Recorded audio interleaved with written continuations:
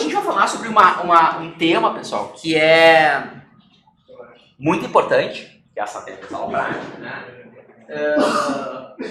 E que com o passar do tempo, algumas questões em gerenciamento, que a gente conversou na disciplina, especialmente no começo, elas acabaram ficando um pouco datadas, né? Então a gente falou, por exemplo, a gente fala lá de SNMP, e daí a gente sempre tem aquele comentário tipo assim, mas SNMP é algo que com o tempo acabou sendo menos usado, foi usado de uma forma um pouco diferente, foi pensado, então tinha tem esse movimento em relação a isso. O tema da aula de hoje, por mais que ele tenha um histórico bem grande e algumas das coisas que a gente vai mostrar, vocês vão notar isso, ele é um tema que continua extremamente relevante, que são as aplicações de gerenciamento. Tá? Então é basicamente assim, a gente estudou no decorrer da disciplina protocolos, técnicas, formas de organização, etc. Só que a gente precisa operacionalizar esse negócio. Tá bem, a gente tem tudo isso, mas nosso objetivo final é realizar aquelas tarefas de gerenciamento, é monitorar a rede, segurança, configurar, etc. E como é que a gente faz isso? O que vocês fizeram nas aulas é o que a gente costuma chamar de algo assim mais ad hoc. Vocês foram lá e fizeram uma coisa bem específica. Mas se precisa operacionalizar isso numa rede, numa infraestrutura maior, como é que eu faço? E daí que vão entrar as aplicações de gerenciamento. Então a gente vai falar dessas aplicações, a gente vai utilizar um termo que se utiliza para onde essas aplicações são executadas, que são as plataformas de gerenciamento. Vamos falar um pouco de integração e aplicações standalone.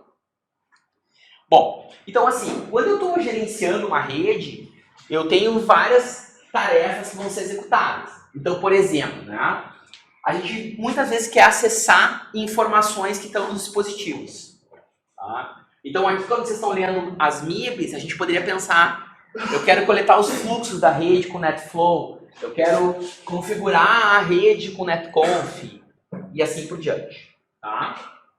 Muito bem, daí eu peguei essas informações, né? Eu coletei, eu processei para fazer a configuração. Só que agora eu preciso processar essas informações. E daí, pessoal, vem uma questão que é a seguinte.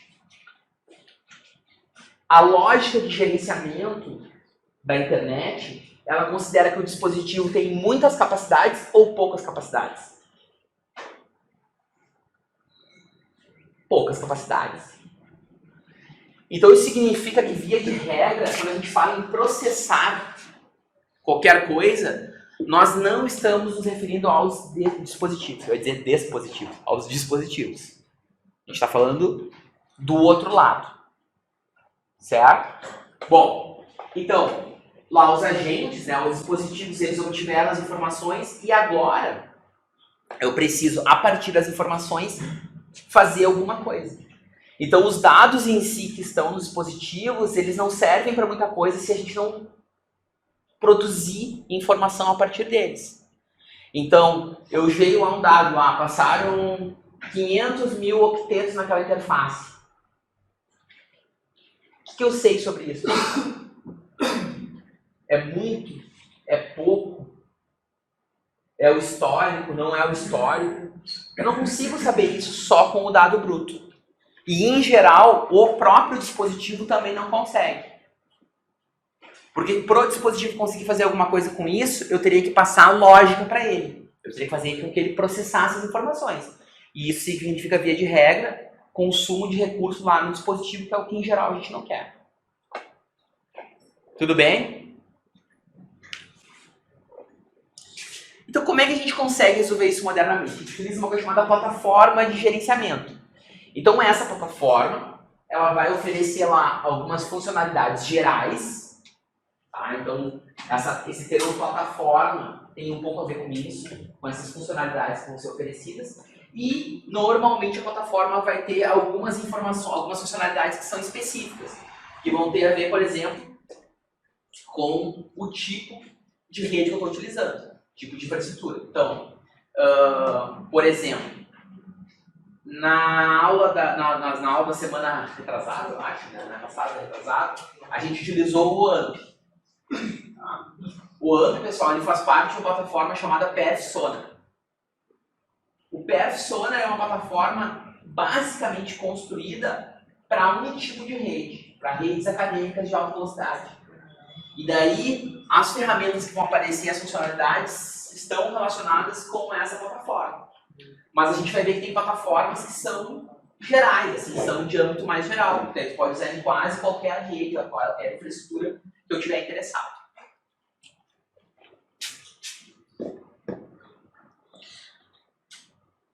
Bom, então, essas plataformas, alguns itens quase sempre vão aparecer nessas plataformas, tá? Então, por exemplo, essas plataformas, elas vão oferecer uma interface gráfica, que esse era um grande drama das aplicações de gerenciamento, como a gente viu, né? Então, eu vou lá e busquei os dados lá do OAMP.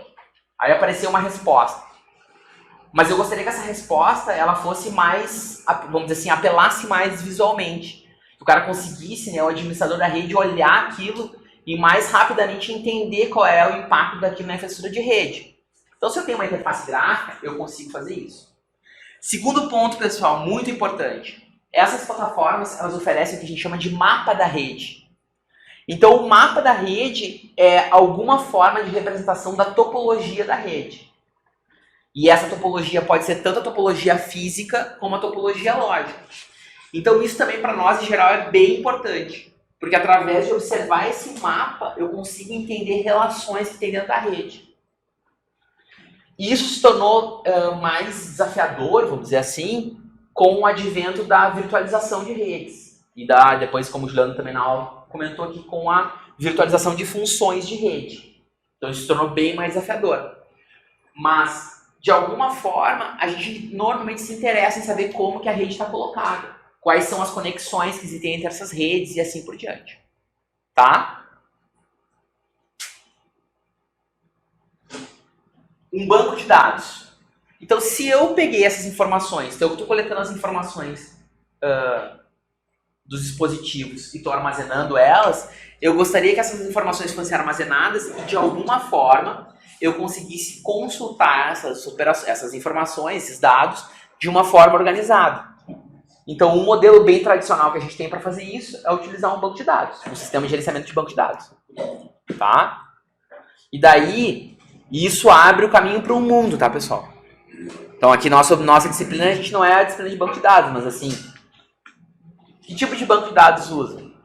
É um tipo de banco de dados para todos os dados ou é melhor usar mais de um tipo? Então, voltando ao exemplo lá do PF-Sonar. O PF-Sonar, ele utiliza bancos de dados diferentes dependendo do tipo de dado. Então, os tipos de dados mais convencionais, assim, dele, né, ele trabalha com banco de dados relacional. Os dados que são séries temporais, ele utiliza banco de dados lá no SQL específicos para séries temporais. E assim por diante. Então, isso também se desdobra. Eu não falei antes, mas, por exemplo, a parte da interface gráfica vai entrar na parte de visualização de informações de gerenciamento de redes, que é um mundo em aberto. Então, aqui no nosso grupo de pesquisa, a gente já teve um doutorando, pelo menos, né? E mais, acho que uns 2 ou 3 mestrandos que trabalharam só com a parte de visualização de informações de gerenciamento de redes. Não, deixa eu perguntar uma coisa. Então, assim, tem coisa do tipo assim, o que significa... será que é interessante a gente olhar para as informações do gerente da rede e, sei lá, como é que a gente consegue facilmente observar as informações da rede e entender que determinado nó da rede é o cara que produz mais tráfego ou menos tráfego? Ou se existe uma relação de um é gerente, outro é agente, coisa do tipo. Tá? O que mais? Um método padrão de consulta dos dispositivos. Então, em geral, eu tenho uma imagem do dispositivo e daí, se eu clico na imagem do dispositivo, eu gostaria de falar com esse dispositivo. Como? Depende. Tá? A plataforma existem mais de uma maneira. Qual que seria a maneira que vocês imaginam que é a mais convencional? Para ver se vocês estão acordados.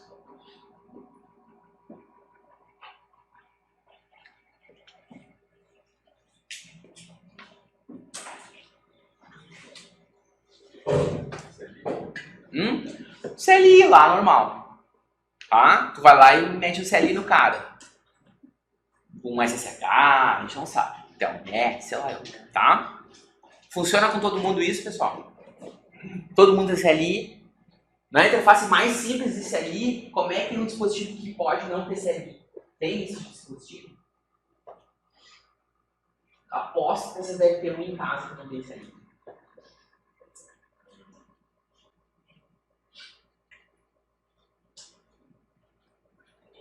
Roteador de esses caseiros, tá?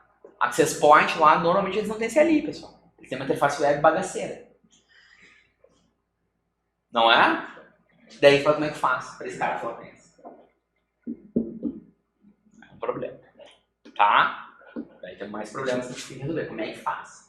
E mais? Como esses caras são uma plataforma, em geral, essa plataforma ela tem um menu que a gente chama de um menu programado. Por que isso? Porque eu vou trabalhar com esses diversos itens, diversos dispositivos, e eu quero, por exemplo, eventualmente criar opções específicas para os dispositivos. Por exemplo, se eu sei que aquele dispositivo é sei lá, um access point caseiro, normalmente o access point caseiro tem um filtro MAC, né? Eu consigo filtrar quais são os endereços que consegue conectar nele. Posso botar um menu específico para isso e rapidamente resolver isso, tá? E um log de eventos. Então, a gente sabe que assim, o comportamento de uma rede cria uma quantidade muito grande de eventos. Então é importante um sistema que mantenha isso. O mais, assim, bastantão de solução para isso é o syslog, né, pessoal? Tem lá um log de sistema que vai armazenando essas informações. Mas isso também pode ser resolvido com mais complexidade. Então eu posso ter um sistema que cria um evento, mas eu consiga, por exemplo, demonstrar que o administrador da rede está ciente do evento. Então aconteceu lá um evento da rede, mas às vezes é um evento que não faz diferença. Mas como é que eu sei que o evento não faz diferença? Tá? Então, às vezes, a solução para isso é ter algum sistema de acknowledgement. O cara vai lá e diz, tá bom, esse negócio aqui tá ok. Tá? O que mais? Pode ter um monte de mais coisas, tá, pessoal? Pode ter ferramentas gráficas, né, adicionais. Então, eu posso ter algumas ferramentas para mostrar mapas de calor da rede, né? Onde tem mais tráfego, menos tráfego, onde tem mais falhas, menos falhas, coisas desse tipo. Eu, em geral, tenho alguma forma de programação, uma API que eu consiga mexer nessa plataforma. E posso ter uma segurança específica do sistema de gerenciamento.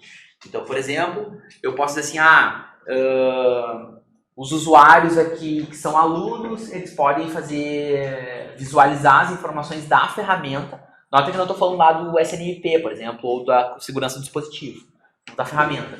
Ou só o cara que tem um usuário com mais poderes lá pode ver mais informações ou alterar informações. Exemplos. Esses nossos exemplos são os exemplos do passado, tá, pessoal? Então, essas são as ferramentas, assim, que dominaram durante muitos anos as plataformas de gerenciamento, que eram ferramentas produzidas por grandes empresas. E daí, as ferramentas clássicas que a gente vai ter, vai ser o NetManager, que era feito pela Sun, né, depois do Oracle, o OpenView, que é uma ferramenta que até hoje existe da HP, o NetView, que é uma ferramenta da IBM que foi... Eu não sei como é que foi o modelo de negócio, mas a empresa que tomou conta desse cara foi uma empresa chamada Tivoli, e depois também está aí, né, junto da IBM de alguma forma. E a CA também tinha uma ferramenta chamada Unicenter que fazia então esse tipo de coisa. E o que a gente tem modernamente de ferramentas que fazem isso, pessoal? Alguém conhece alguma? Você deve conhecer alguma.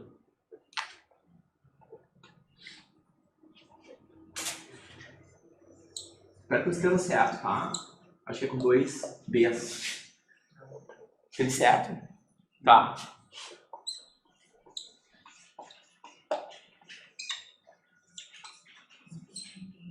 Não sei, acho que é com assim. Ruim isso aqui. Eu fiz uma piadinha do verde, do azul e do vermelho, mas acho melhor não. O que mais?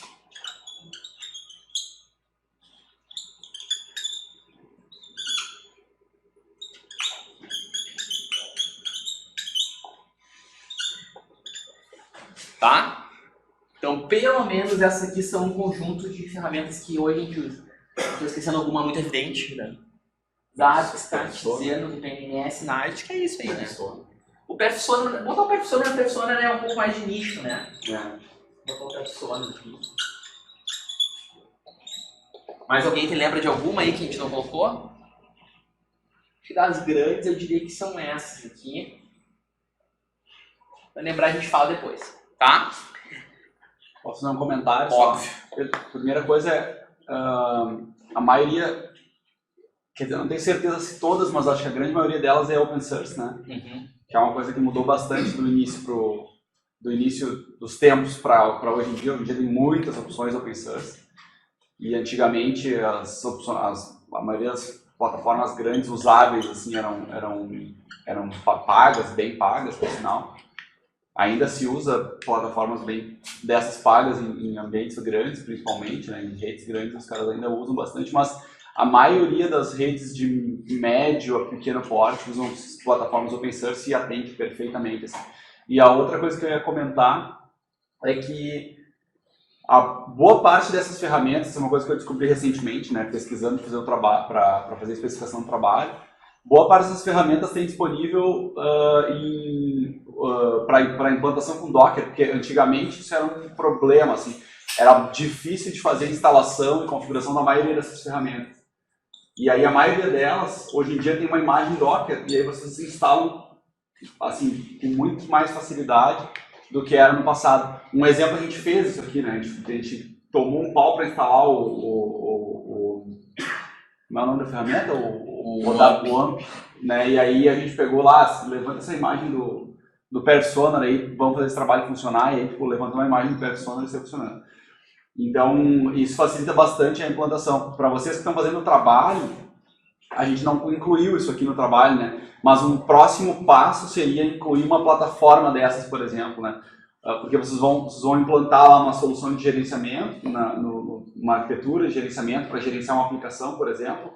Aí a próxima etapa, né, logo depois, seria assim, agora tu precisa disponibilizar esses dados em algum lugar, né? Armazenar, processar, fazer, né, gerenciar eventos, etc, etc. E esse próximo passo seria implantar uma plataforma dessas aí, usando a mesma técnica, digamos assim, né, usando o sistema de containers e tal, que facilita bastante, e configurar essas plataformas para gerenciar as aplicações que vocês estão implantando lá. Então, assim, a gente não vai fazer isso, né, na disciplina, mas se vocês fossem, ou se vocês tiverem interesse no futuro de avançar em cima desse assunto, isso é uma coisa interessante de fazer. A minha leitura do comentário do Juliano é como a gente é legal. A gente nem pediu para vocês botarem a plataforma no trabalho. Que barbada que esse trabalho aí, pessoal. E eu ia adicionar mais uma coisa que é uma grande diferença, que é o seguinte, né, Juliano? Esses caras são quase todos web também, né?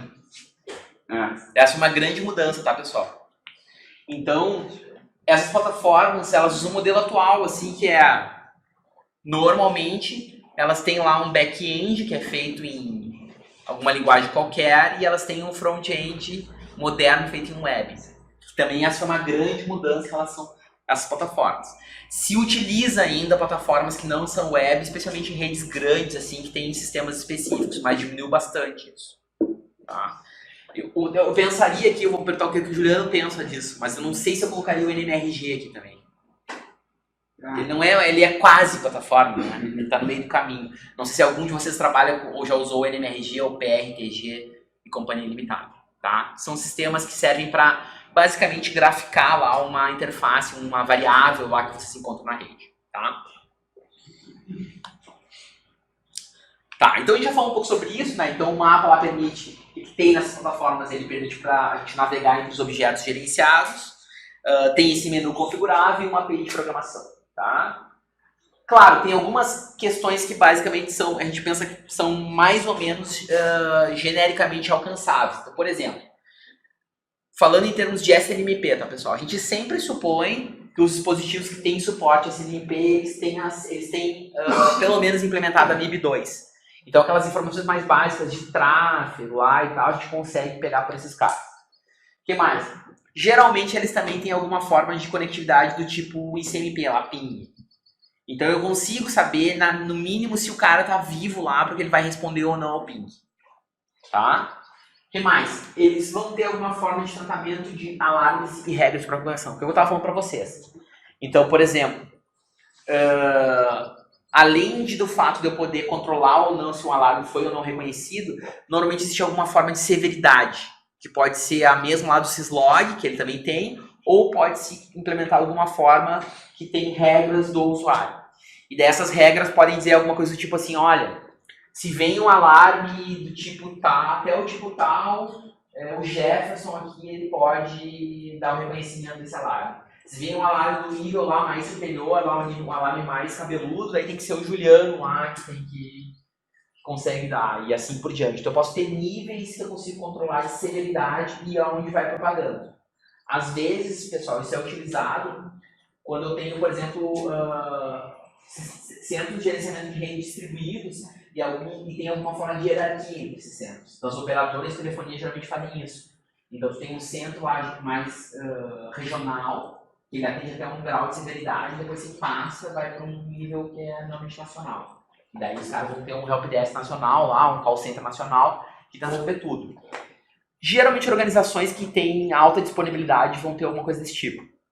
Banco, já falei, né, operadora de telefonia, banco, tá? Essas coisas assim que tem que estar sempre rodando, né? Empresas de logística muito grande, geralmente vão ter alguma coisa assim. E que é o nosso, hoje em dia, talvez um dos temas um dos grandes temas de interesse para várias áreas, inclusive a área de gerenciamento de redes, que é a ideia de automação. Deu esse alarme aqui, deu esse outro alarme aqui, deu mais não sei o que essa informação, isso significa que a rede está congestionada. E daí o que o cara faz? Eu vou lá e vou fazer o provisionamento de mais uma função virtualizada de rede. Tá? Isso é o santo grau, né, dos últimos tempos. Tá? Eu consegui, de alguma forma, fazer modificações, alterações na rede em função de algo que aconteceu e daí modificar o comportamento para a rede voltar a alguma espécie de estado esperado, vamos dizer assim. Como eu imagino que vocês devem pensar, isso é um negócio super difícil, sabe?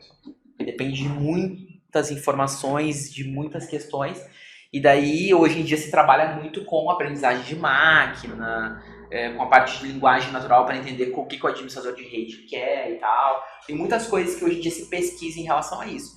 Mas o de fato é que as redes ainda são muito operadas de forma manual, tá? Assim, de forma humana. Né? O cara tá no loop, né? O humano tá no loop. Ou seja, aconteceu alguma coisa, daí o cara olha, não, isso aí é porque... E daí o cara manda a rede fazer alguma coisa. A gente gostaria de diminuir que isso acontecesse. Tá. O que mais a gente pode ter, né? Então, tem vários níveis de integração dentro de uma ferramenta desse tipo. Então, por exemplo, tem algumas dessas ferramentas, né, que elas são executadas sobre a plataforma, mas a plataforma basicamente simplesmente dispara a ferramenta e seja o que Deus quiser. Ela não controla a execução do que está acontecendo. Tá? Então, por exemplo, o cara foi lá, tinha lá o dispositivo, e daí eu dei 2 cliques, ele abriu o clique. Dali para frente, é entre o usuário e o dispositivo que está sendo digitado. E, em geral, a ferramenta não está se preocupando com isso. Tá? O que, de fato, pessoal, a gente parar para pensar agora em relação a automatizações e coisas do tipo, não é o mais desejado. Porque, de novo, eu abri um espaço muito grande, coloquei um humano nesse meio do caminho, e a gente tem pouco controle sobre o que ele pode fazer. E isso, em geral, o que acontece quando a gente põe um humano no loop, pessoal, para resolver coisas?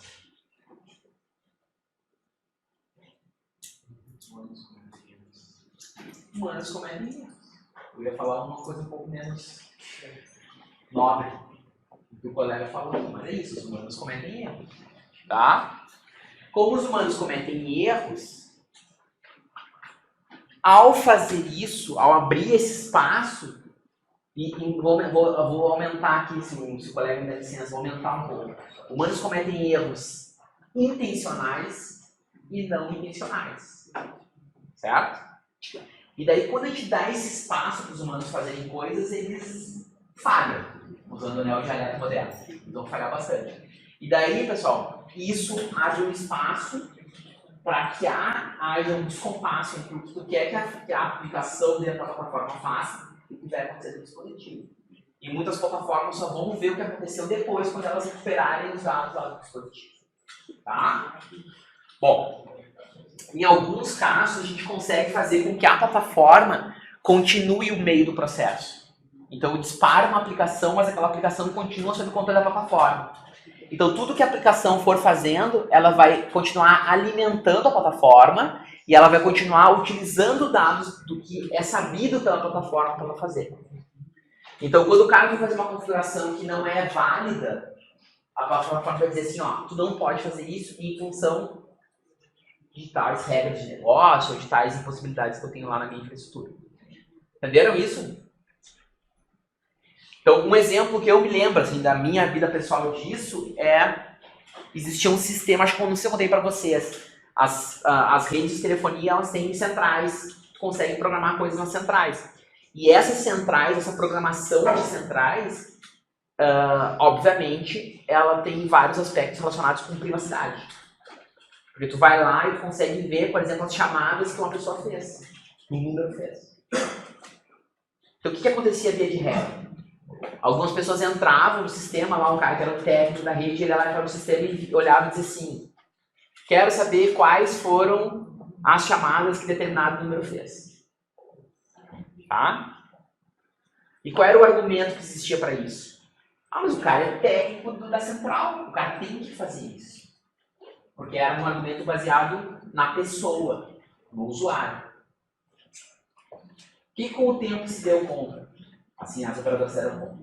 Que se as tarefas fossem automatizadas de acordo com as tarefas de gerenciamento, não precisava o cara ter esse tipo de acesso. Então, por que o cara precisa fazer esse tipo de coisa? Porque houve um chamado reclamando de não sei o que ele muda. Então, ao invés de tu dar um clique pro cara ir lá e fazer isso, tu tem automatizado um conjunto de operações que tem a ver com a solução de determinado chamado. Isso resolve esse tipo de coisa. Significa que ninguém mais precisa ter acesso lá no CLI da central? Claro que não, mas tu restringe. Lá em segurança a gente fala na superfície de ataque. Tu diminui muito a superfície de ataque. E daí poucas pessoas vão ter esse tipo de acesso, daí pode ter mais controle sobre um número pequeno de pessoas. Porque no começo, nas operadoras, pessoal, qualquer funcionário tinha acesso à central. Vocês imaginam o que era o negócio. Entenderam isso? Então a gente consegue controlar melhor. Gerenciamento, pessoal, é um negócio meio Big Brother, tá? A gente quer centralizar e controlar. Centralizar e controlar. Então o mundo ideal do gerenciamento é o Big Brother mesmo. Aconteceu isso, é por isso, daí eu mudo aqui para acontecer tal coisa, e eu consigo enxergar que eu mudei aqui e aconteceu isso. Tá?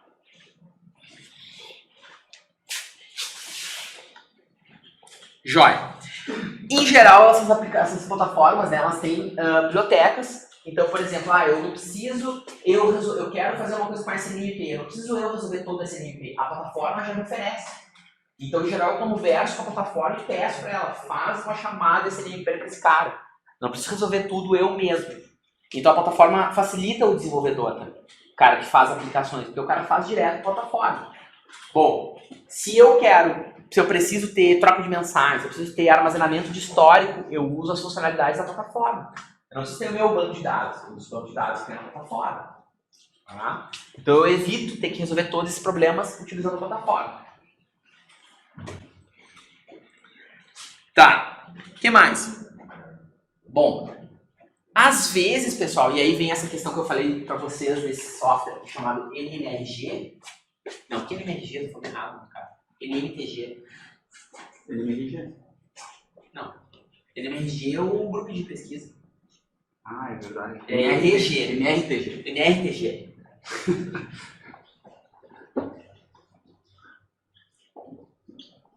Às vezes, pessoal, a gente não quer lá, tu só quer pegar um determinado dispositivo, mostrar qual é o tráfego dele, um gráficozinho bonitinho, nada além disso.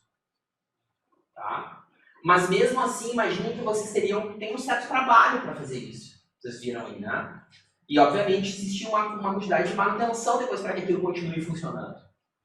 Então existem algumas aplicações que a gente chama de aplicações standalone, que aí tu não vai ter literalmente uma plataforma lá como um todo, tá? Mas tu consegue fazer uma aplicação que eventualmente ela pode ser integrada em plataformas, mas que ela funciona sozinha.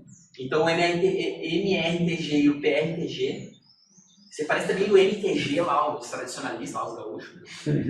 Sei também, tá? Então é esse tipo de coisa.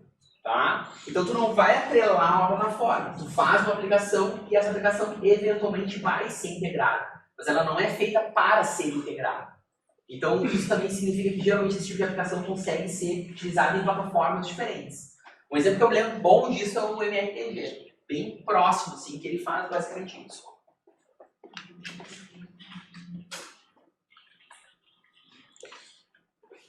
Tá.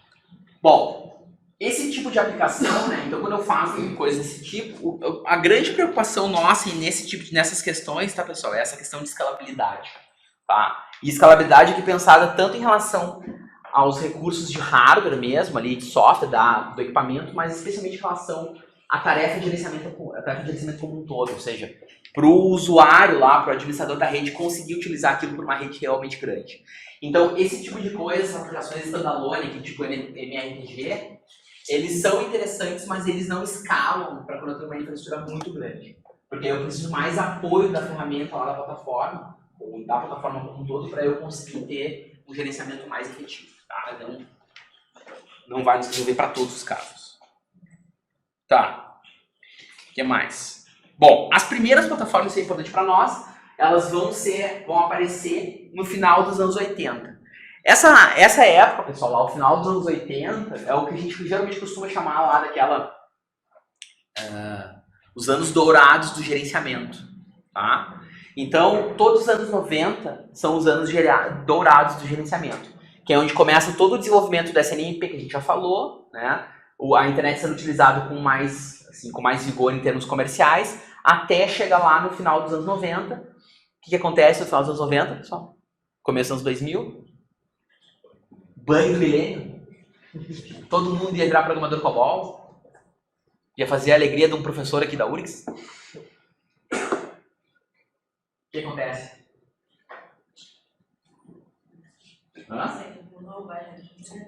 A bolha.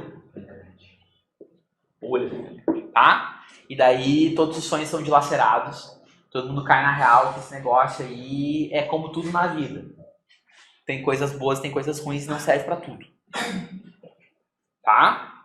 Então esse caminho que começa lá no final dos anos 80 vai até mais ou menos os anos 2000. Certo? E daí aqui também é onde florescem as grandes plataformas de gerenciamento, né? Todos esses caras aí, OpenView, NetView, todos eles têm um grande crescimento nessa época. Então a gente vai ver umas imagens, vocês vão se vontade de chorar, tá, pessoal? Depois a gente olha as modernas, assim, da onde é que esse negócio começa a aparecer. Bom, então aqui, ó, é uma descrição, né, agora mais estruturada, então, de uma plataforma desse tipo. Então observem, ó, lá em cima a gente vai ter usuário e desenvolvedor, né, trabalhando então com esse módulo de interface de usuário, aplicações aqui, e daí dentro dessas aplicações tem aquelas que eu comentei para vocês, tá? Algumas aplicações básicas que vão aparecer, que vão estar geralmente associadas com essas tarefas mais básicas da plataforma, então, por exemplo, a parte de configuração, topologia, etc. O MIB Browser, que alguns usaram lá naquela tarefa de SNMP, que nada mais é do que uma ferramenta para descobrir o que tem numa MIB, ou que valores tem na MIB de um determinado dispositivo, ou numa MIB específica. Um monitor de eventos, né, toda a parte de eventos colocada. E abaixo disso a gente vai ter essa parte de infraestrutura. E daí aqui, ó, estava falando antes para vocês, vai ter uma base de dados. Que modernamente, todas as plataformas, modernamente, desde os anos 90 já, basicamente, utilizam um banco de dados convencional, tá, pessoal? E daí, hoje em dia, algumas plataformas utilizam mais de um banco de dados. Mas elas vão utilizar alguma forma de banco de dados para resolver suas coisas. Isso significa também, o que é interessante para nós, pensando também modernamente, é que como é uma base estruturada que está salva dentro da plataforma, eu consigo rodar mais facilmente, por exemplo, algoritmos de aprendizagem de máquina. Então também esse é um daqueles sonhos dourados, né? Ah, eu tenho lá minha base de dados com um monte de informação e eu rodo um aprendizado de máquina e eu extraio alguma coisa desse cara. Antigamente, essa mesma promessa antigamente era feita com data mining, né? Com mineração. Uma época foi, como é que é o nome daquele outro negócio? BI, Business Intelligence, e assim por diante, tá? Todas essas coisas já foram pensadas, pegar esses dados aí, sai alguma coisa desses caras, tá? Então isso é algo que também não é de agora, mas agora voltou bastante evidência em função, né, desse crescimento de aprendizagem de máquina. Né? Pega isso aí e faça alguma coisa desse cara. O que, por exemplo, vocês acham que se eu pegar essa base de dados da plataforma, que coisas eu poderia aprender dessa base de dados?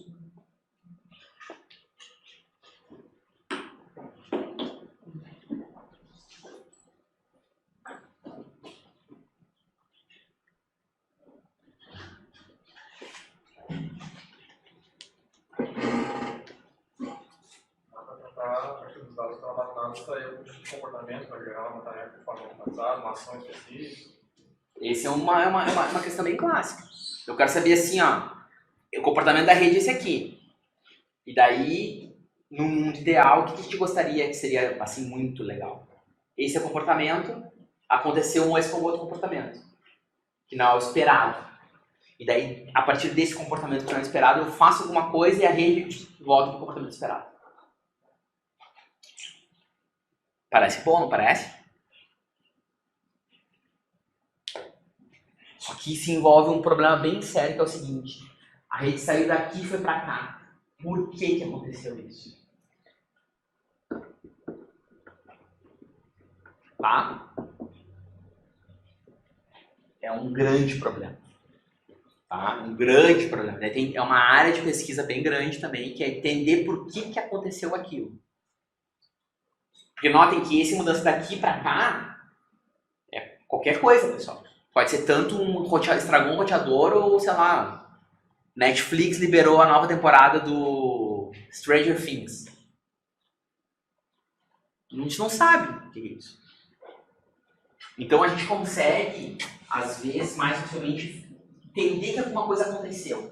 E isso já não é tão fácil, pessoal.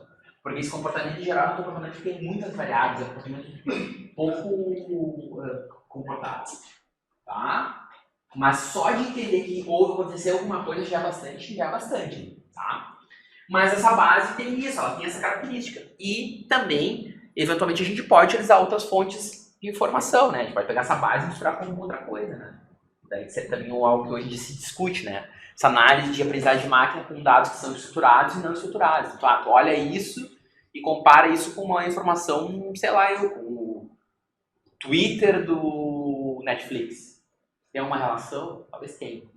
Tá? Não sei. Tá. Passamos aqui. Então, essa é uma cara de uma plataforma bem antiga. Tá? Pra vocês terem uma ideia. Bem antiga, pra vocês terem uma ideia. Então, olha. Então, nessa plataforma aqui, tá? Tem uma informação geográfica colocada. Então, por exemplo, tem aqui essa aqui é a rede de Brasília, a rede de São Paulo, a rede de Porto Alegre. Então, nesse caso aqui, fez sentido nessa rede uma distribuição que considera regionalidade. Tem muitas redes onde isso é importante, pessoal. Então, as redes de telefonia também têm essa característica, tá? Em geral, a gente tem uma divisão bem importante que ela tem a ver com os estados, literalmente, ou com as áreas de concessão. Então, as empresas de telefonia têm uma organização lá que, por exemplo, Rio Grande do Sul é uma área separada das redes de telefonia. Depois tem Paraná e Santa Catarina, que é uma outra concessão. São Paulo é separado, e assim por diante. Então, cada uma dessas áreas é uma rede separada. E daí eu consigo fazer controles que são específicos dessa área. Isso também serve para a questão de controle de acesso. Então, eu posso dizer assim, esse pessoal daqui são os responsáveis por essa área. Esse pessoal aqui por essa área, e assim por diante. Tá? E, normalmente, essa primeira visão da rede, ela pode passar uma informação. Então, por exemplo, a gente pode dizer assim, bom, se 99% dos alarmes dessa rede estão reconhecidos, não tem falhas, não sei o que, eu coloco isso aqui em verde. Se eu tenho problemas, não sei o que, alguns problemas, eu coloco azul. E se eu tenho mais do que não sei quanto de problemas, eu coloco vermelho, por exemplo. Então eu consigo passar informações com a rede como um todo, já numa primeira tela. Então esse é o lance de utilizar uma interface realmente de usuário. É essa ideia de eu conseguir passar algumas informações, em geral, assim, a priori. Isso aqui, pessoal, é mais complicado quando eu tenho redes que são muito virtualizadas, distribuídas, etc. Porque aí, muitas vezes, a distribuição de onde a rede está não tem muito a ver com a pertinência geográfica dela. A gente tem mais variabilidade em relação a isso. Então, isso gera mudanças também. Então, às vezes, esse tipo de visualização pode não ser tão adequado assim para quando eu tenho redes que são, enfim, mais virtualizadas. E daí o cara entra em uma dessas redes e ele consegue, por exemplo, fazer divisões internas dessa rede. Então, por exemplo, uma das coisas que eu posso fazer é entrar dentro de uma infraestrutura, por exemplo, no POP, né, no ponto de presença de uma determinada região, e aí subdividir quais são as redes que compõem aquele ponto de presença. E daí qual é uma subdivisão que a gente pode utilizar para isso?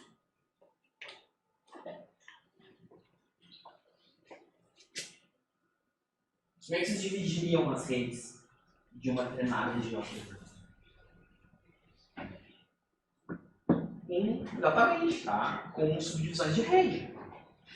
A colega usou o termo subnet, né? Então eu posso dizer assim, cada barra 24 é um troço desses. Eu sou um cara velho, então eu falo barra 24. Agora podia ser um barra o quê que a gente deveria utilizar hoje em dia? O IPv6? 48 é o grandalhão, qual é o pequeno? É 64, não é? Tá? E a gente pode fazer subdivisões assim. Às vezes nem só, às vezes a gente quer subdividir e dar um pedaço maior. Então, tem a rede do campus do Vale inteira. E daí cada uma das unidades tem mais de 1/24. Vamos pensar em IPv4 ainda, porque nós somos antiquados aqui, tá? Tem mais de um IPv, tem mais de 1/24. Daí a gente vai dizer, a gente quer pegar e fazer assim, colocar aqui as várias redes que são utilizadas pelo Instituto de Informática. 143.54. Tu sabe de qual é isso aí? Eu nem sei, tá? Depois tem lá uns... 12, 13. 12, 13. É por prédio, né? 12, 13, não sei o que é. Então a gente poderia pegar e fazer mais uma subdivisão, que é uma agregação. Também no subnet, tá? Às vezes, as ferramentas tu pode dizer que não seja só subnet mesmo, jogadeira de rede. Pode fazer junções que é assim, a rede tal, mais a rede não sei qual, mais a rede não sei qual, todas elas eu vou enquadrar uma imagem só e vou gerenciar elas de maneira integrada e unificada. Pessoal, se tá claro? Tão silêncio, essa turma é tão silenciosa que eu fico preocupado às vezes. Tô falando uma coisa muito estranha. Tá. Bom, ou eu posso fazer como o colega falou, subnet, literalmente. Eu posso dizer, eu quero pegar todos esses caras e fazer um barra, sei lá, 17, 18, pega todo mundo junto e cria lá uma determinada link lá e controla eles em conjunto. E depois... Facilita também para descoberta, né? Hã? Eu ia dizer, não, facilita também para descoberta, né? Limitar a quantidade de endereços numa rede facilita para descobrir, né? Daí tu não tem que varrer todo mundo, descobre por área e tal. Porque essa é uma questão importante, né? Porque assim, como é que a gente faz para descobrir qual é a topologia da rede, quais são os endereços que estão colocados na rede, né? O Juliano comentou, bom, a gente pode dizer assim, olha, eu quero descobrir os endereços que são aqui da informática, né? Eu quero analisar os endereços da informática. Então, quais são os que são os IPs que a gente tem? É o 4354, e daí é o barra, sei lá, quanto lá que vem depois, deve ser 17, 18, não sei quanto, que junta todas essas faixas de endereço.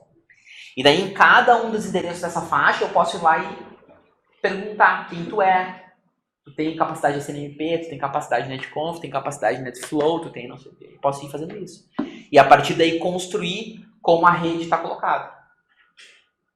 Tá? E se eu entrar no nível superior, no nível inferior, não dizendo, eu posso pegar e observar individualmente os dispositivos. Então eu entrei aqui dentro de uma rede e eu consigo ver todos os equipamentos que tem nessa rede. E daí eu posso, a partir das informações que eu coleto dessa rede, a gente costuma chamar de fingerprinting. O cara pode identificar o que tem lá. Por exemplo, qual é o sistema operacional que o cara roda, que tipo de serviços ele tem. Notem que dependendo do lugar onde vocês fizerem isso é um ataque, pessoal. Tá? Dependendo da rede, o cara faz isso, alguém pode interpretar isso como um ataque, porque isso aqui é um port scan. O que é um port scan? Uma ferramenta de gerenciamento, obviamente. Uma ferramenta de gerenciamento. Deve ter a ver com gerenciamento. Se não é Masterchef, é gerenciamento. E aí, o que é um port scan? Vai disparando na rede vários portos para descobrir se tem algum respondendo e identificar qual é o serviço. Exatamente. Não necessariamente vai ser, né? Tá? Eu tenho lá um determinado range ou um IP. E eu quero saber o que tem nesse IP. Como é que a gente costuma ver isso? Várias formas. Uma delas é olhando assim, quais são as portas que estão abertas. Porque as portas abertas indicam, em geral, assim, tá? Quais serviços estão disponíveis naquela estação.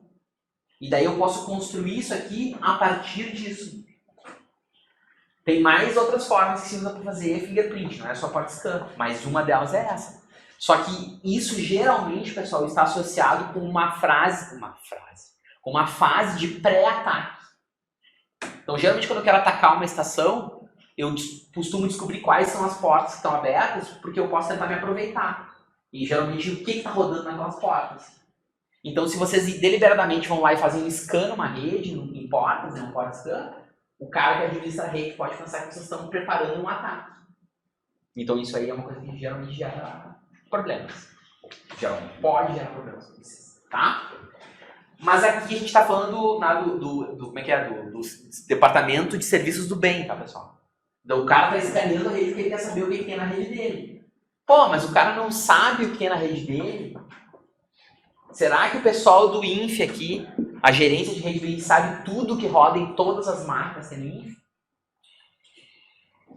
O que vocês acham?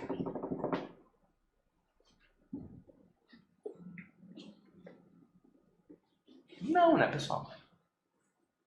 Então eles têm um controle, obviamente, mas eles, de tempos em tempos, têm que refazer essa varredura para verificar se não tem, por exemplo, serviços não autorizados rodando nas máquinas que estão dentro do instituto. Não sei qual é a frequência que eles fazem. Sinceramente, não sei. Tá? Mas eu já vi organizações que isso era feito ou diariamente, às vezes semanalmente, depende do grau assim, de controle que faz. Tá? Então, num outro lugar, eu não quero falar aqui da nossa universidade, mas é um lugar onde tem muito horror, ódio e sentimentos ruins que estão lá. Depois eu tenho que apagar essa parte aqui do vídeo. Se tinha um problema em relação a isso, porque não se fazia essa varredura nesse local. E daí começaram vários computadores internos da rede desse lugar, tinham serviços não autorizados. Vídeos e coisas do tipo. E daí isso gerava um problema interno, porque se desse um problema, aquele equipamento estava na rede da URGS, né? Daí ele bem faz. Tá? Então isso é importante, porque isso tem restrições legais de fato também. E a gente, obviamente, também permite otimizar o uso da infraestrutura da rede, né? Então, para que serve a rede da URGS aqui, do Instituto de Informática? Em tese, para fazer ou para produzir o conhecimento com vocês. Tá? Não para a gente disponibilizar, sei lá, Game of Thrones. Tá? Então, é essas coisas que a gente acaba lidando nesse tipo de cotidiano. Tá? Eu não sei como é que é aqui, qual é a periodicidade, mas em geral é feito com alguma frequência. Deixa eu falar uma coisa. Vou dar um exemplo. A primeira coisa que eu ia dizer é que, claro que, obviamente, o ideal é que o gerente da rede tenha conhecimento de todos os dispositivos, os sistemas que estão instalados na rede dele, seria o mundo ideal isso. Às vezes ele não consegue porque simplesmente ele não é o dono do dispositivo, que nem aqui no caso do Instituto de Informática, os dispositivos de pesquisa, principalmente, não são do Instituto. Então quem gerencia é o coordenador do grupo de pesquisa, a pessoa que está, os servidores dos grupos de pesquisa, o Instituto não se envolve, ele não sabe o que tem lá dentro, né? Mas, claro, ele coloca algumas políticas lá de uso da rede, etc., para as pessoas respeitarem. Né? Mas, igual, ele tem que ir lá e verificar se estão sendo respeitadas. E a outra coisa é que, por mais que, digamos assim, o Instituto de Informática instalou Windows nesses PCs aqui, instalou Linux nesses PCs aqui, tu não sabe exatamente o que o Windows faz sempre, né? Então, daqui a pouco, tu vai lá, às vezes vocês reiniciam essas máquinas aí, ele entra em modo de atualização. Né? Daí, quando ele volta daquele modo de atualização, como é que tu sabe que não subiu um serviço novo, por exemplo? O Windows não abriu uma nova porta lá que antigamente não era aberta e agora tem um serviço novo no Windows depois de um update. Isso acontece muito frequentemente. Então, os caras têm que estar a todo momento verificando. Uma coisa que aconteceu, que é o exemplo que eu ia dar há não muito tempo atrás, uns 2, 3 anos atrás, eu acho, foi que os caras descobriram, anunciaram um bug no SSL, alguma coisa assim.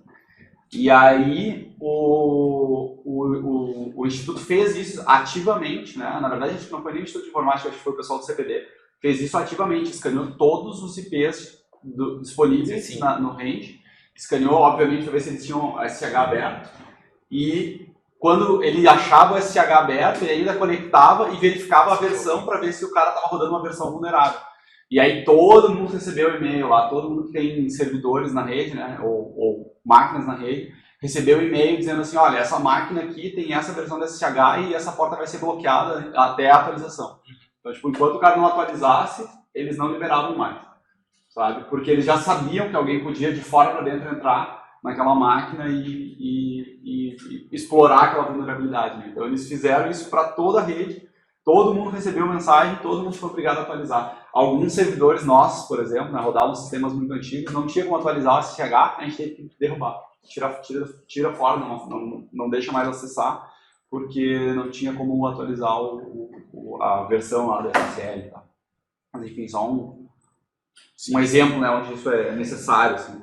A gente fala de segurança sobre isso também, né? Tem várias dessas técnicas que são utilizadas para ataques, que também são utilizadas para, de fato, para o cara fazer o gerenciamento da segurança da infraestrutura de rede, né? Então, por exemplo, o teste de penetração, né? Um negócio que é bem comum, assim, é feito com muita frequência internamente para tu verificar quais são as vulnerabilidades e tentar corrigir, né? Antes que de fato alguém tente. Então aqui no caso da universidade foi divulgada essa informação, eu já estou falando, e a própria, vamos dizer assim, a própria URGS fez um teste de penetração, foi lá e tentou ver se existia aquele código lá, aquele bug, e para ver, enfim, qual era a possibilidade de equipamentos dentro da universidade que pudessem ser comprometidos, né? Bom, então assim, que são aplicações básicas que vão aparecer, né? Assim, são muito comuns, tá? Então, primeiro, monitoração de estado, tá? Então, por exemplo, nessa tela dá para ver, ó, você pode ver que esses caras que estão verde em tese estão no estado ok, de alguma forma, e quem está vermelhinho aqui está no estado não ok. Isso pode ser, em geral, configurado de várias formas. O que significa? Qual é a semântica disso? Mas, então, essa é uma forma que é bem utilizada. Segundo ponto é o que a gente chama de monitoramento de lineares. Então, tu diz para a plataforma assim, ó, toda vez que a utilização de rede lá de um determinado dos dispositivos passar de 80% gera um alarme. E daí o cara fica gerando alarmes desse tipo. Aí, obviamente, só passar só um pico não é um problema. Deve ser assim, não, se for tantos picos a cada não sei quanto, e assim vai indo, tá, pessoal? Então isso também é um problema que já aparece nas plataformas. Em geral, as regras que tu vai colocando começam a tornar elas extremamente complexas, tá? Assim, esse conjunto de regras começa a ficar uma coisa muito difícil, assim, da gente gerenciar de forma mais eficiente. O que mais? Gerenciamento de eventos, já falei um pouco sobre isso, tá? Então, assim, bom, eu vou ter que ter um sistema de faz processamento de eventos. Isso pode ser feito com os dados que vêm da própria plataforma diretamente, mas modernamente essas plataformas se interligam com outras plataformas.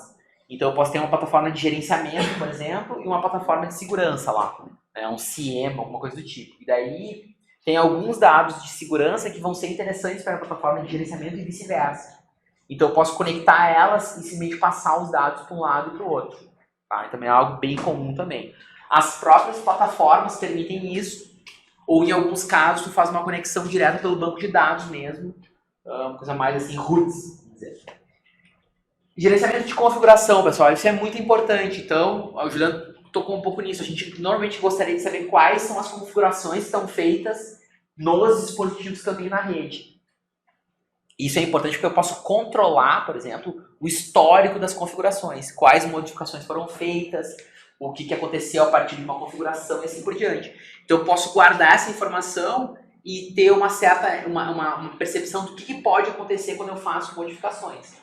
Então a hora que eu configuro, quando eu faço modificações de configuração, uma hora em geral crítica da rede, porque pode acontecer algumas coisas não desejadas. E daí se eu sei isso por histórico de configuração, eu já sei como eu posso fazer modificações. Além disso, se eu tenho as configurações, né, de antemão, se vem um novo dispositivo, eu posso só usar esse cara, dizer assim, olha, copia as informações do dispositivo tal para esse, e a plataforma pode tratar de lidar com isso. Num mundo ideal, pessoal, isso vai ser feito com... Tô ouvindo o som da chuva aqui. Som bom para dormir, né? A musiquinha da chuva tocando. Vou repetir. No mundo ideal, essas configurações seriam feitas com... Tem um BTV? Esse passarinho que está cantando. E aí, com o que a gente faz configurações de rede? Qual o protocolo? Configuração de rede. Com netconf, né, pessoal? No mundo ideal, netconf fica escrito em qual linguagem? Yang. Tá? O mundo ideal funciona? Às vezes, né? Nem sempre, tá? Então tem alguns casos, a plataforma de gerenciamento vai ter um CLI que ela roda com um negócio tipo expect, coisa assim, e manda lá um arquivo texto com os caras. É assim que funciona. Tá? Ou, então olha, NetConf Yang, clica um arquivo texto, em alguns casos ele tem que falar direto com uma interface web bagaceira. Tá? Tem tudo isso que pode acontecer. E daí o cara grava, isso é ridículo, mas acontece, tu grava lá, vem o mousezinho aqui. Tá? Tem isso aí também, né? Tem isso, mas tem. Especialmente nas empresas tem dispositivos que tu não consegue controlar como é que a interface dos caras. Tá? Então a plataforma lida com isso também. Auto-discovery. Auto-discovery é assim, ó. Tu chega e diz pra plataforma assim, ó, descobre qual é a minha rede. E daí a plataforma sai que nem uma louca lá, se batendo em tudo, tropeçando e vendo para descobrir como é que é a rede. O que ela faz? Uma coisa a gente já falou, scan, tá? Scan de porta e de endereço. Tem mais algum lugar que a gente descobre informações sobre a topologia da rede, além do scan?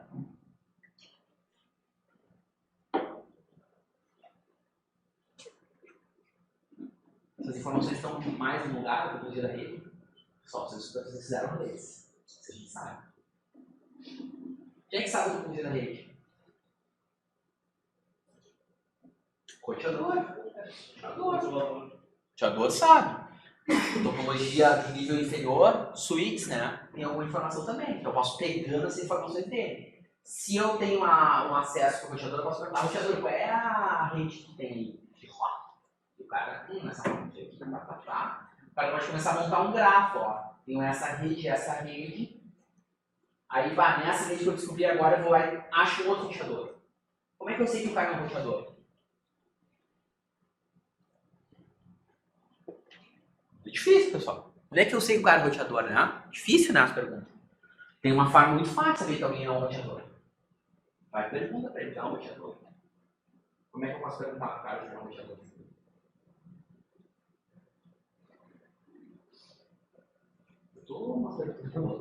Bem animado, eu falei muito com o Juliano.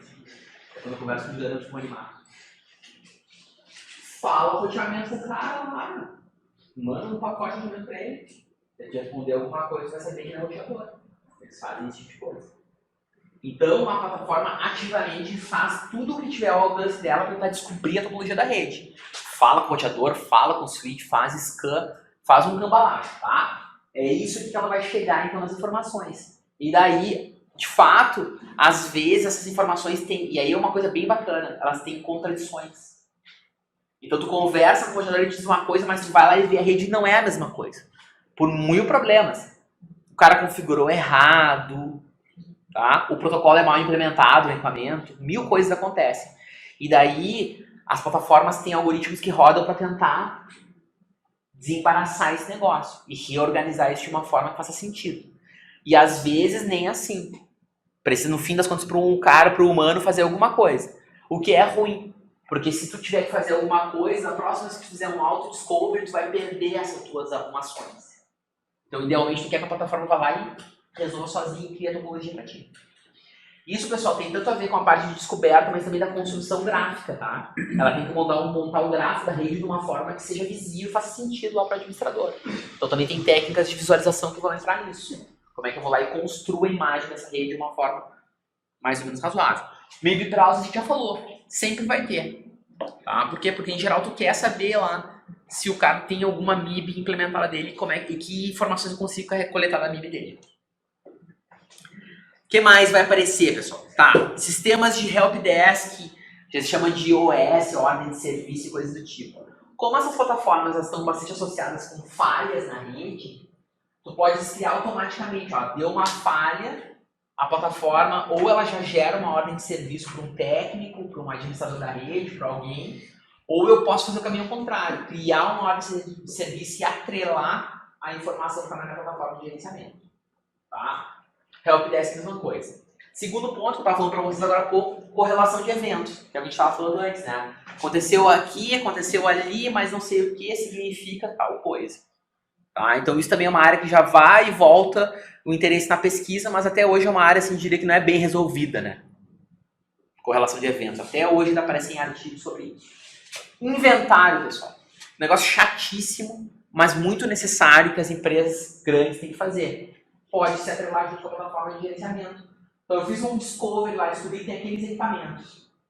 Se eu no discovery descobrir os equipamentos, eles têm que estar inventariados pela empresa, pela universidade. E eu posso fazer essa busca ativa, descobrir, olha, tem esse equipamento aqui, mas eu não sei que esse equipamento é, não está inventariado, que equipamento é esse.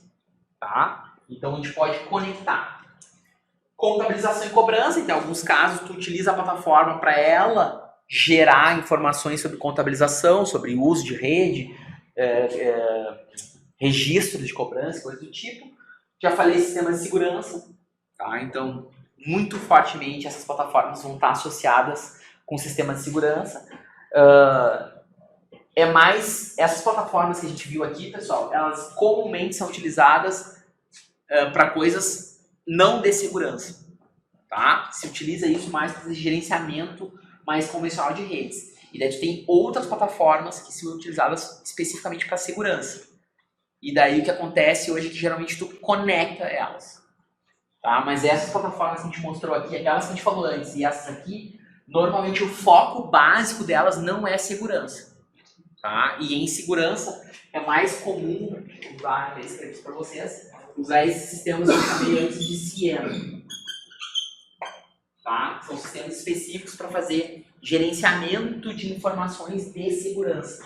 E daí vão conectar nesses caras aqui, DS, Firewall, VPN, NAC e outras coisas. Tá? Isso não significa que aquelas informações a gente não pode alimentar nesses sistemas. De fato, a gente geralmente alimenta também a plataforma de gerenciamento. Mas lá o foco é um pouco diferente. Tá? O foco é especificamente de segurança. E isso também tem a ver com uma questão moderna, que geralmente os times de segurança e de gerenciamento são times diferentes. Tá? Em um determinado momento histórico isso não era tão claro. Hoje em dia eu me arrisco a dizer que geralmente esses times são separados. A não ser que seja uma empresa pequena, né? Daí o cara bate escanteio, cabeceia na área e espalma no gol. Tá? Mas numa empresa que tem um pouquinho mais de tamanho, o time de segurança é um time separado, o time que faz a administração da rede. Normalmente é assim. E etc. Tá? Ó, os exemplos que a gente já falou, tem mais exemplos, ó. Deixa eu ver mais um que a gente não falou. De importante, ó, ativo ali, depois perguntou um pouquinho do cara, eu acho que a gente já falou os mais relevantes, assim, nós já estão falados. Ó, esse NMS aqui é esse cara que eu coloquei aqui, ó. Tá? Bom, escolher uma plataforma dessa, pessoal, em geral é um negócio meio complicado. Já foi mais complicado quando tu tinha que gastar o dinheiro para começar a plataforma. Então, geralmente, o que os caras faziam? Eles faziam uma empresa grande, quero dizer. Ela abria uma chamada pública, daí vinha a IBM, a HP, a Sun, não sei quem, não sei quem, mostrava suas ferramentas, diziam, olha, tem essa, tem essa, tem essa, tem isso, funcionalidades, e daí a empresa tinha que fazer essa escolha, em geral, uma escolha que era bem cara, e tu tinha que mais ou menos te adaptar à ferramenta, porque a ferramenta era aquilo ali, era um pacote. Tu pega essa ferramenta e te vira com ela. Tá? Bom, isso era muito ruim, pessoal, porque em geral o cara fazia uma escolha que não era... Mesmo que tu fizesse um teste, né, um pequeno piloto, era muito difícil tu ver exatamente como é que a ferramenta se adaptaria nas tuas condições. Isso mudou bastante com as ferramentas que são open source. Porque o que tu pode fazer hoje em dia? Tu tem a tua empresa, e daí tu quer testar uma ferramenta, tu vai lá, implanta ela, baixa ela, pega lá uma VM, um Docker, que nem o Juliano falou, né? Uma appliance, eu coloquei aqui, ó, e roda esse cara e faz o teste com a tua appliance, sem mexer nada na tua rede, sem movimentar nada. Se tu achar interessante, tu pode partir, e essas ferramentas, eu acho que todas, pelo menos, ou quase todas, menos eu acho que o Persona, as outras todas, elas têm suporte comercial.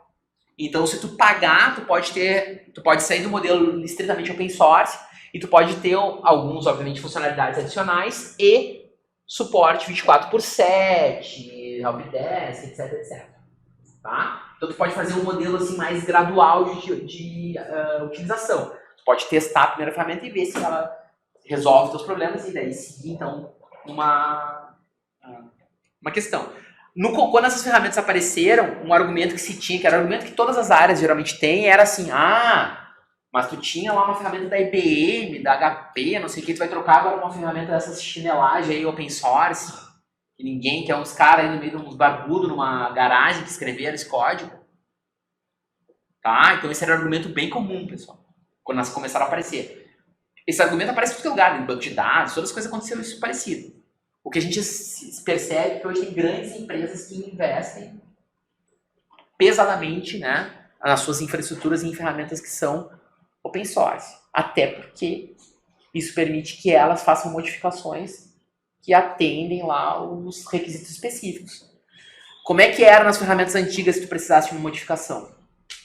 Tu tinha que pagar, não tinha outro jeito. Chegava lá para a IBM, o cara dizia assim, olha, eu quero que a ferramenta faça tal coisa, que não tem. Daí a IBM dizia, claro, óbvio, só que custa isso aqui. E não tinha, como a ferramenta, o código era da IBM, tu não podia dizer, eu vou cotar lá com a empresa. E daí os caras ainda faziam assim, tu não quer mais, não tem problema. Porque eles sabiam que tu ia ter que mudar todo o teu parque de software por causa de um feature que tu quer. Não acontecia isso. Tá? E daí, às vezes, o que acontecia é que o cara acabava tendo uma outra ferramenta só para fazer o puxadinho, né? Só para resolver aquele pequeno problema que a plataforma não resolvia. E daí voltava aquele problema de tu ter 3, 4, 5 plataformas diferentes rodando.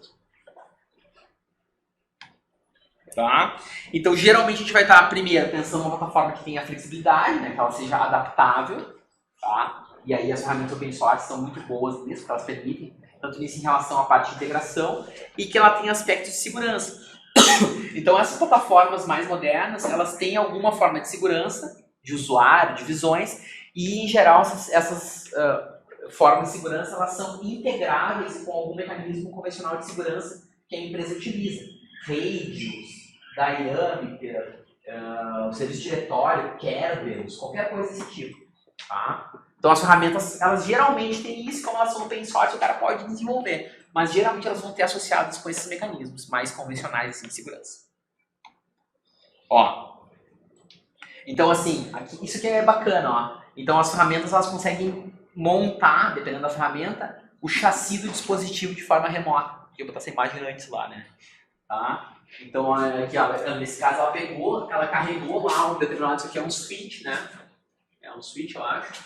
Ela carregou lá o switch e ela descobre que o switch tem essa cara aqui. E ela consegue representar. Então é legal porque tu não precisa ir na frente do switch para ver lá o que está colocado nele. Tá? Então essa é algo que as ferramentas em geral conseguem produzir. Daí, claro, se o cara enxerga assim, tipo, ao invés de ter que entrar no cliente, fazer um monte de modificação, tu pode pegar e ir direto na porta, dar 2 cliques na porta e sair direto já na configuração específica da porta. Então isso facilita também para o usuário.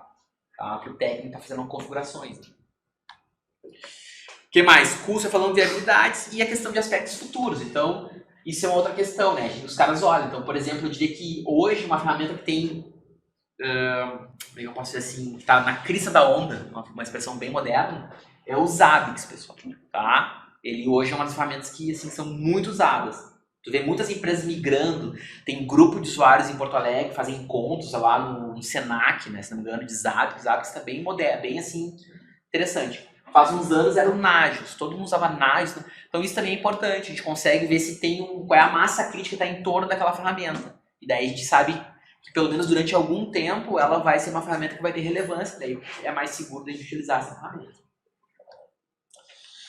O que ela suporta, né? Então, que aplicações ela suporta? Então, em geral, essas ferramentas o cara consegue ver a priori o que já é suportado a princípio. Normalmente elas têm alguma forma de serviço lá de downloads, ou de alguma coisa assim, de plugins que podem ser colocados na ferramenta para elas fazerem funções adicionais. Então, além daquela questão mais básica das funcionalidades que vão aparecer na plataforma, eu tenho um conjunto lá colocado de possíveis extensões que já estão prontas. E normalmente que é uma questão comunitária, né? Então, tu pode escrever a tua extensão, fazer o upload e oferecer para outras pessoas. As plataformas mesmo já oferecem isso.